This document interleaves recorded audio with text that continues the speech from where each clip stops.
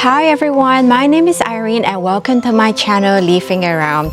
This is a very special episode. I'm going to be sharing with you here how to figure out what potting media to use for your plants. I know this is a big claim, but what I'm going to do here is not to share with you exact recipes, because you know, no self-respecting planters or gardeners would do that to you. They always say it works for me, but I'm not sure about your condition. So I'm going to give you the tools and the knowledge here of about across 10 different potting media and what exactly they bring to the table, what are the attributes that they have, and therefore for you to figure out if you should have it in your potting media or not. So let's get started. First, we talk about soil. Now, soil is still, of course, very much used in planting, and I think still very relevant for things that's planted on the ground. However, and I used to plant everything on the ground, and my plant collector friends, they were like so shocked, especially after some of my Thai constellation, my Monstera Thai constellation died a few years ago, and I've killed 4, by the way. I started listening to them about the alternatives to soil. So while soil is really good and the constituents, soil constitutes a mixture of minerals and air and water and organic material, so it does deliver what the plant needs. However, when we have it in a pot, soil may not be always the most appropriate thing to use, and also depending on the plants that we want to grow in. So sometimes soil, it can be too heavy or too compact, doesn't deliver sufficient drainage and aeration to the mix, and that's why some plants, the roots could suffer, and therefore the plants could suffer if we plant it in soil. So the alternative then to soil is what we've heard about a lot. This is the soilless potting media. As you know, in the market there are various types, and there are so many, and I had been really overwhelmed and confused by what they are.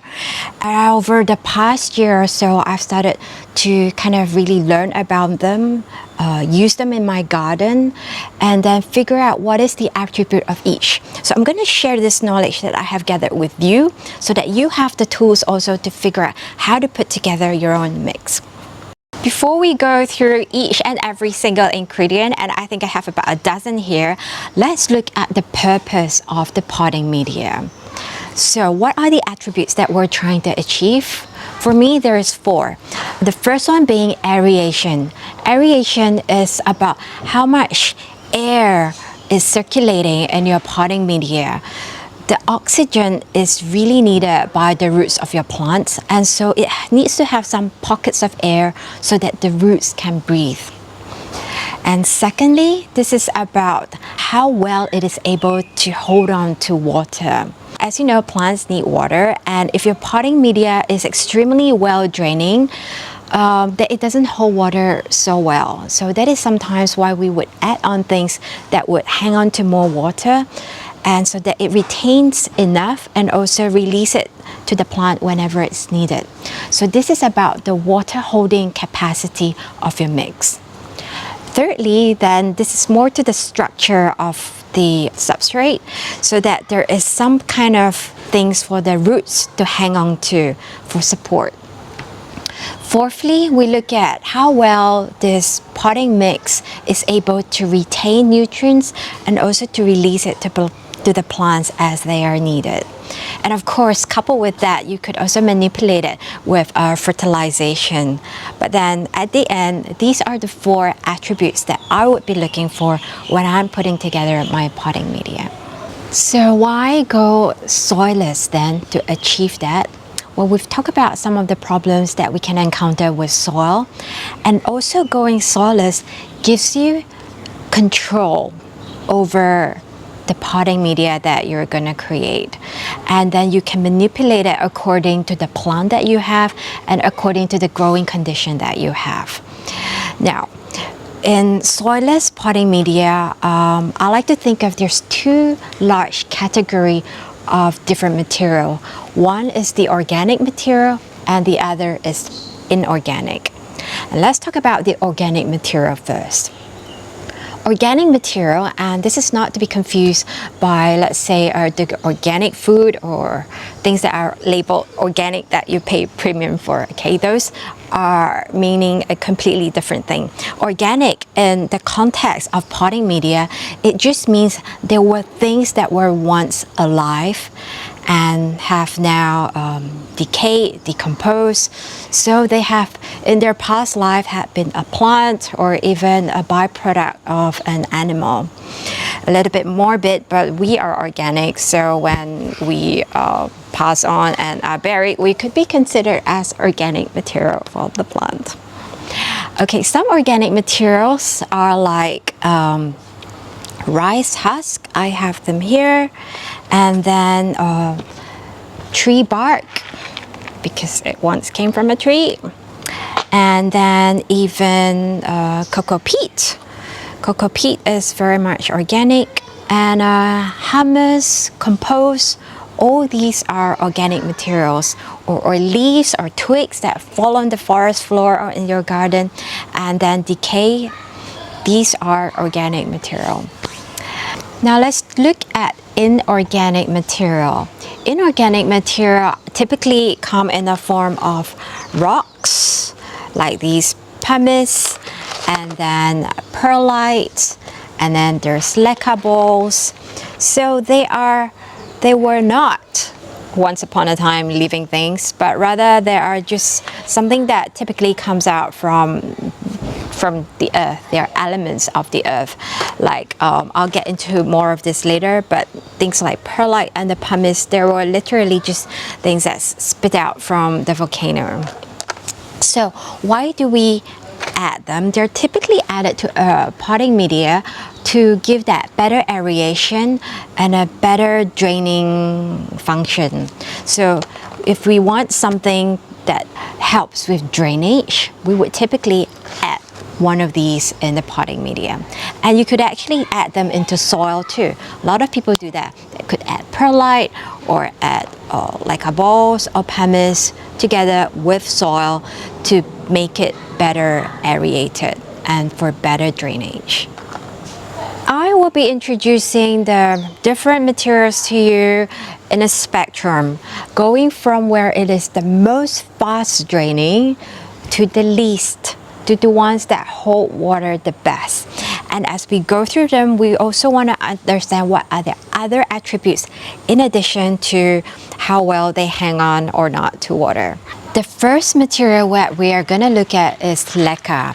These are light expanded clay aggregates. So basically clay that's been heated up and then expanded like a popcorn, and the inside is hollow, and this provides very, very good drainage for any mix that you add it to. On the flip side, it does mean that it does not retain water at all, so I don't suggest you use leca balls in itself. It is usually used mixed in with something else.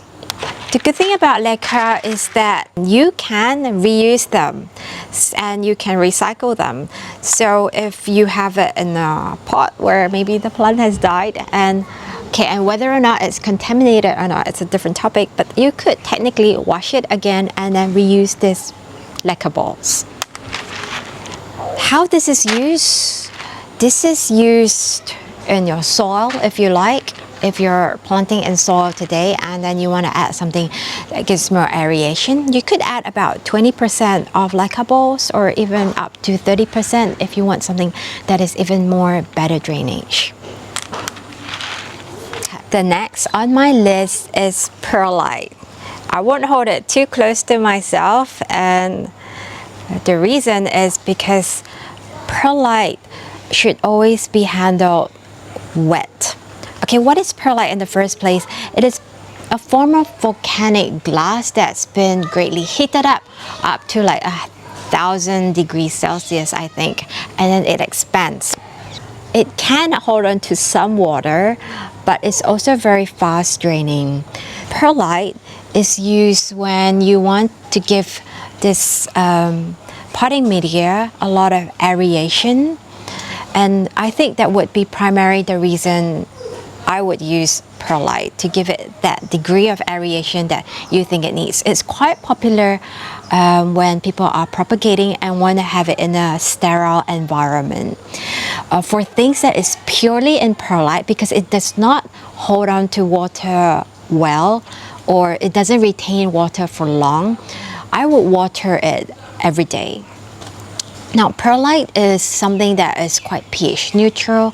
It also does not contain any nutrients. So when you are planting something in 100% perlite, you do need to add on that nutrient yourself.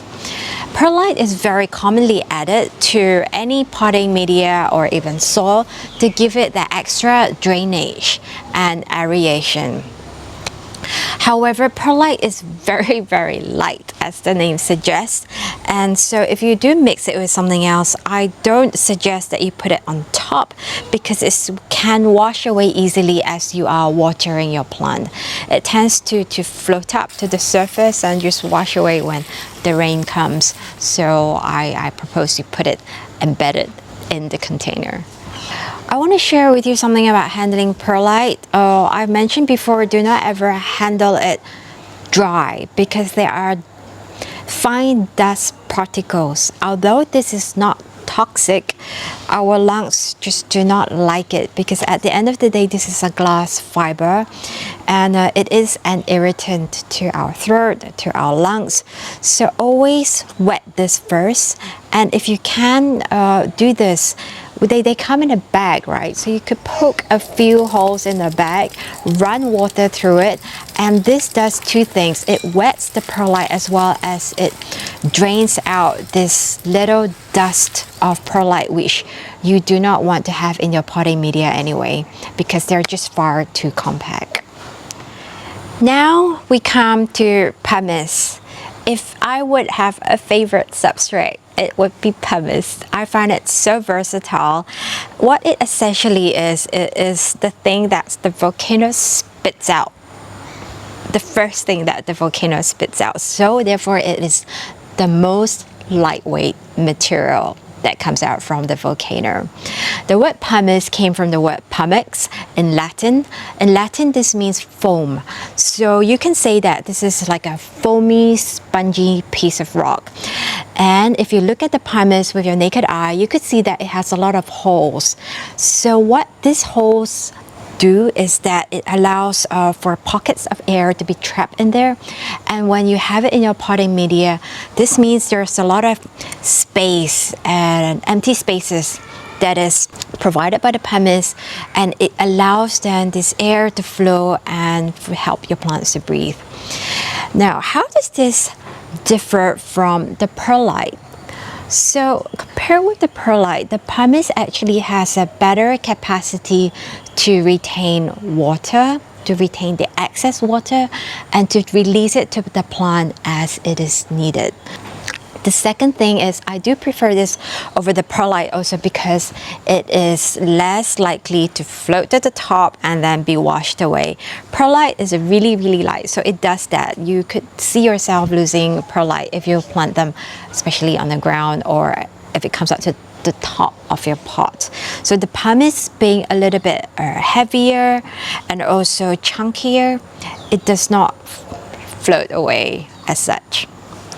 Now, pumice in itself, it does not provide nutrients. So just be aware that when you add pumice, it is for aeration and also to some extent moderate water holding capacity.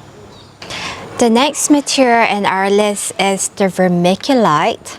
So vermiculite comes from a mineral that's also been heated up and expanded, and therefore it is also pretty lightweight. Now, this is quite different from the previous other materials that we've looked at, because this vermiculite, it actually has great capability to absorb water and to retain water.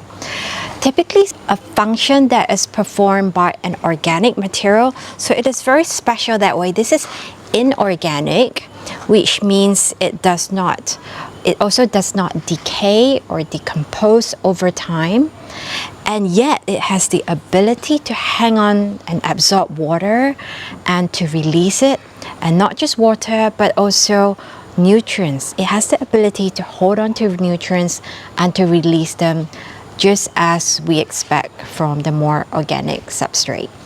Vermiculite in itself also has some minerals, so it can have trace amounts of calcium, magnesium, potassium, ammonium, and also this is another difference over its other cousins like the pumice, perlite, and leca, which does not contribute any nutrients to your mix. So how do we use vermiculite? Vermiculite is often added together with one of these materials which is much more draining. So we would add things like the pumice, the perlite for the draining, fast draining function, and then we would add on the vermiculite for its capacity to hang on to water longer and also its ability to absorb and release nutrients. So these is a good thing to marry with the other three rocks that I've just mentioned earlier. Now, the alternative to vermiculite then, in my opinion, is just a whole lot of different other organic materials, which we will now get into. I just realized the video was so distracting with my hair flying. So anyway, we have already covered now the materials that is inorganic. And if you look at this spectrum here, we have went from leca, perlite, pumice to vermiculite, going from where it is giving the least water holding capacity to the most water holding capacity. And along this line also is an approximate of how much aeration it provides. So starting from leca, perlite, the pumice, the group that provides a lot of aeration, down to the vermiculite. Now, let's move on to look at the organic material. What is organic material? I have briefly mentioned just now that these are essentially things that are living or once living and is now dead and in the process of decomposing or has actually totally been decomposed and decayed. When they have reached that stage, they become what is known as humus. The word humus is very, very close to the word human, so that is an easy way to figure out how you pronounce that. Not to be confused with hummus. Hummus is this thing that you eat from the Mediterranean, or the Greek has it, so that is like a paste, okay? And you can also get organic material from animals, so from animal waste, excretion. I think the one on top of the chain would be the vermicast, the little poop that comes out from the worm, and also various other remains of the animals, which I will not go into much detail. Now, what is the difference between organic and this inorganic material that we've looked at earlier?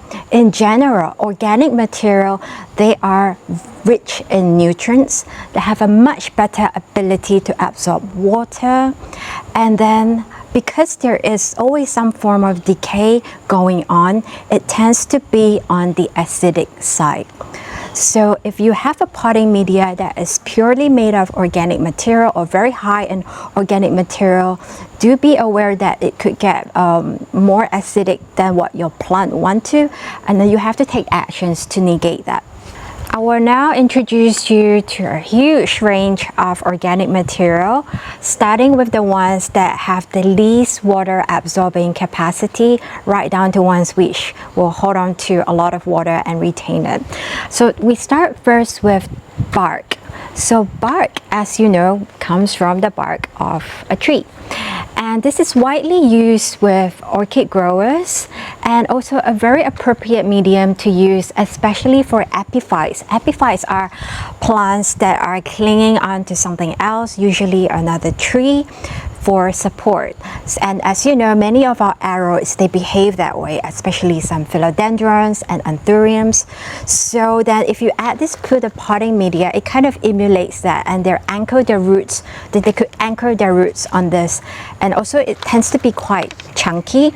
So this provides it the aeration that is also needed, and also something for the roots of these epiphyte plants to grip on.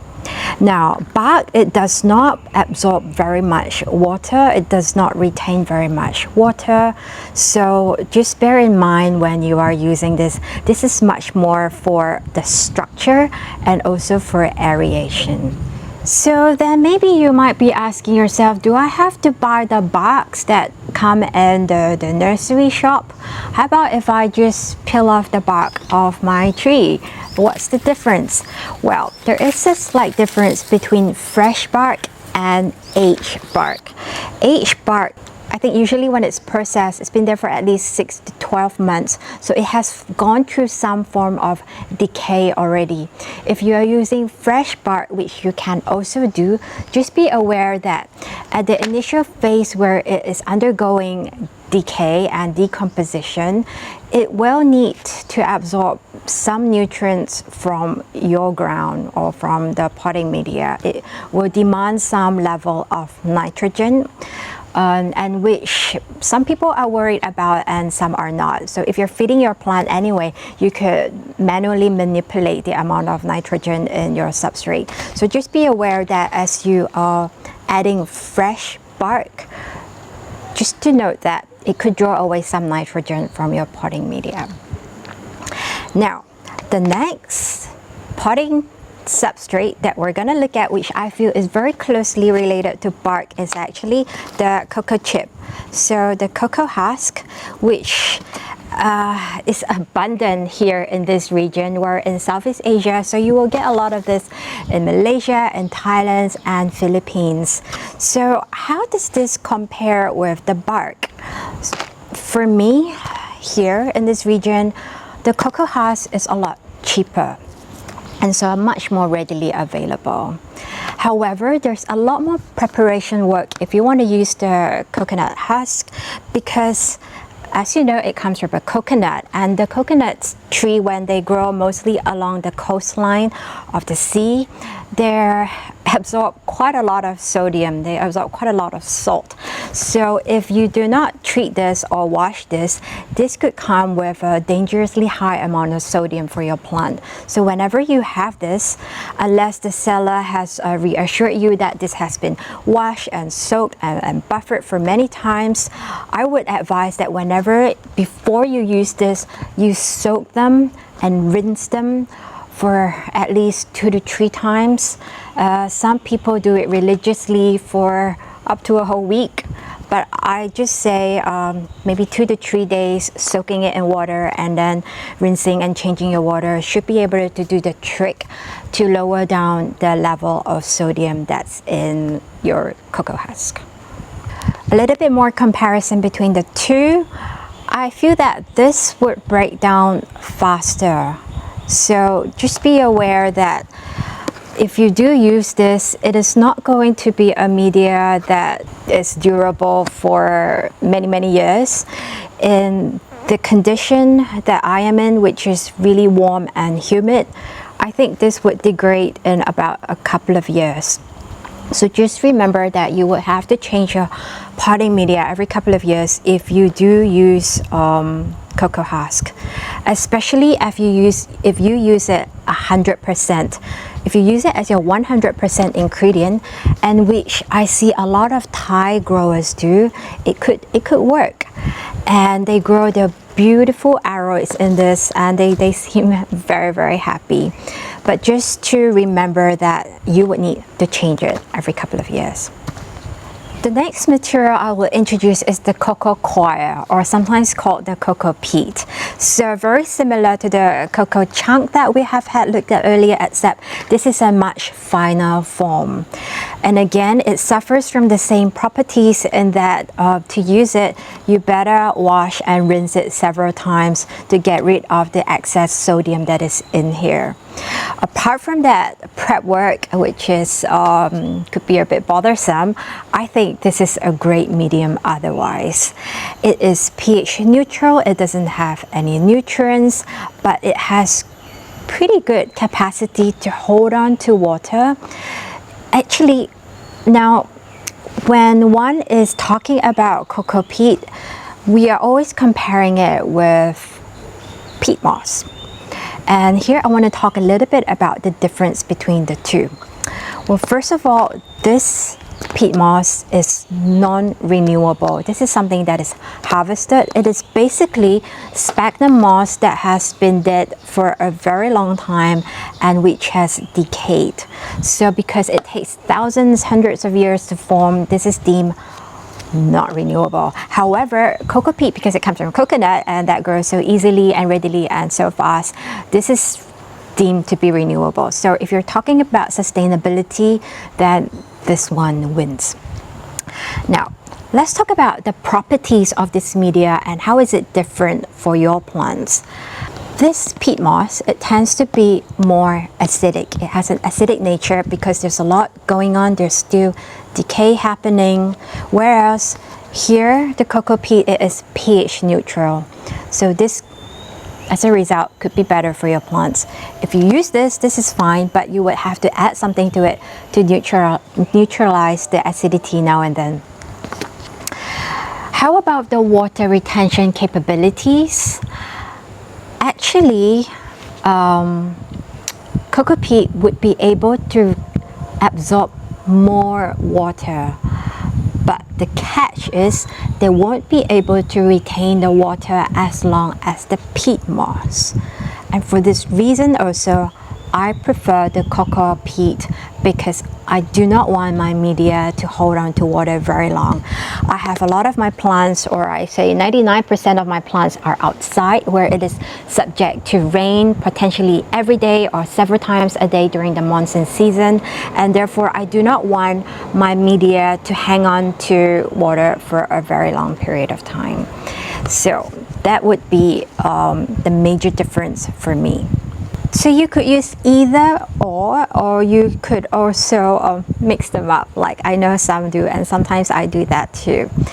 And typically, how is this used then? I would combine it with some of those inorganic material that I have discussed about, be it pumice or perlite, so that one gives it the aeration properties, and then these are added to help it to retain moisture and also to retain nutrients. And now to the next organic media I'm gonna share with you is the sphagnum moss. So sphagnum moss are essentially a recently deceased sphagnum moss. And how this differs from the peat moss is this just recently died, and this have died and decayed for a very, very long time and has been decomposed to this state. When do I use sphagnum moss? Well, sphagnum moss has a great capability to absorb water.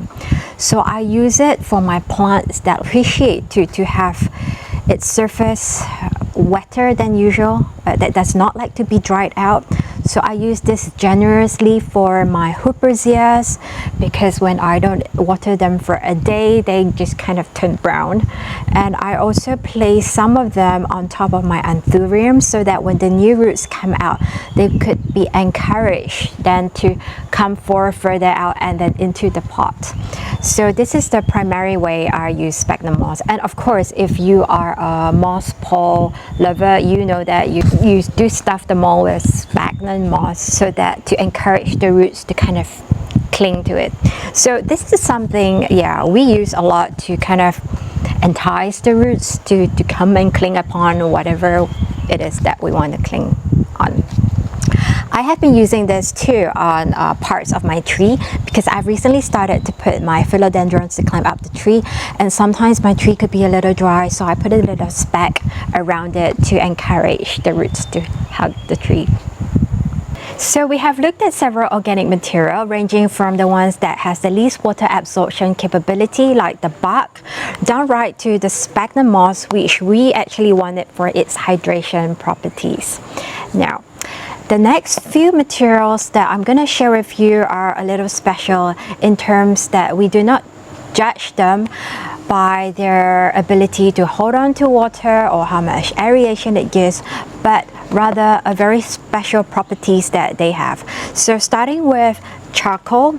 So charcoal is another favorite of my ingredients that I pretty much add to anything I plant, because it has antibacterial properties. So it helps to reduce or minimize disease and also bacterial infection. So I like to think of giving my plants some kind of a boost in their protection whenever I add the charcoal. Now, having said that, it does not mean your plant will not get any disease or have any infection if you add the charcoal, but it just helps to give it that extra boost of immunity. And then very close, and charcoal also often come in chunks, so it also gives that additional functionality for aeration and for something your plant to grip on. So this is quite good for also epiphyte plants. As you know, orchid growers use it a lot, so you could also chuck it into your anthurium and philodendron mix. Now, closely related to the charcoal is what we have here, the burnt rice husk. And that's literally what it is. It's rice husk, which is this one, but it had been burnt. So then the extra property that it has when it's burnt is of course, it's got carbon elements, charcoal, and therefore can also help in that antibacterial property.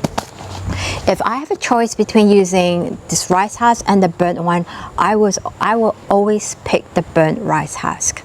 And these are often added to potting soil to also give it that extra aeration and texture. Very often, in Asia at least, our mixed potting soil that we get from the nursery would have rice husk as one of the ingredients. And then other materials I would add is just stuff that my garden gives me. So these are the leaves that's fallen off the trees, the twigs. And then why do I use them? Because, well, the plants, when they're in their natural habitat, they have these twigs and leaves raining on them. So it helps to, for the plants that feel homesick, kind of to add these elements. What they will do is they will just decompose over time, and then could provide rich nutrients for your plants. So I do chuck a few twigs and leaves now and then to my potting media. So it's not a lot, but I just like to think that I'm giving it a part of its home, its hometown, it's part of where it came from, so that it won't be too homesick.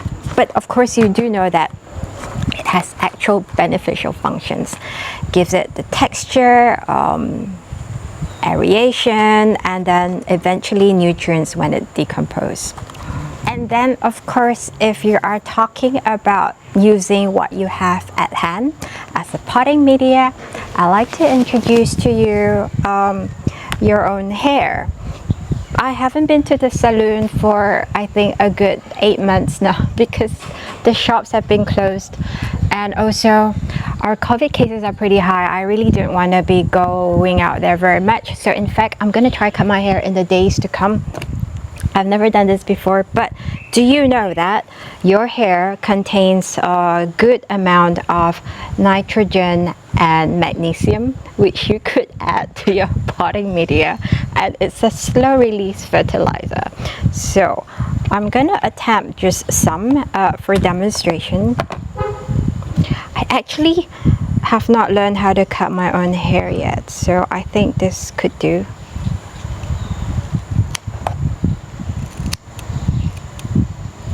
I don't know how you feel about adding a part of yourself to your plant. So yes,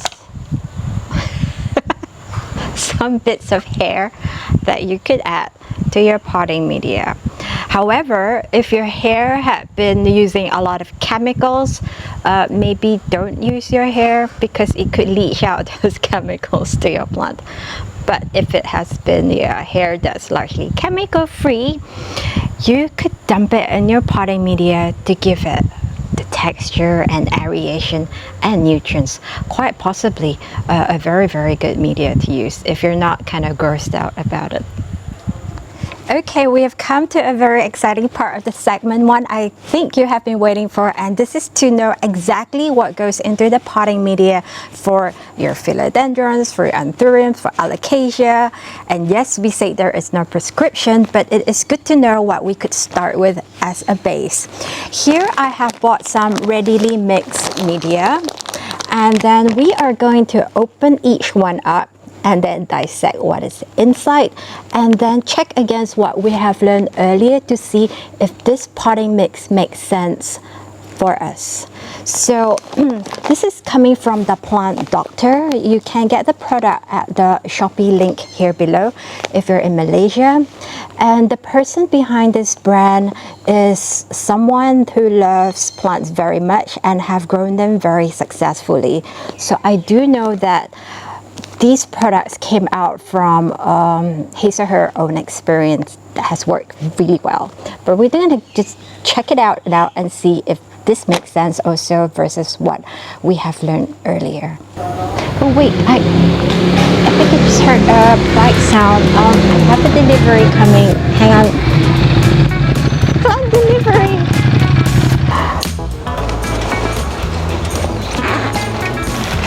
Oh, wow, my baby! I have ordered a whole lot of gloriousum. I can't show you because then you would know how much I have spent.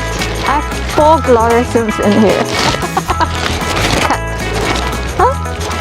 Show, look, pink back, dark form, zebra. I like vegetables. Okay.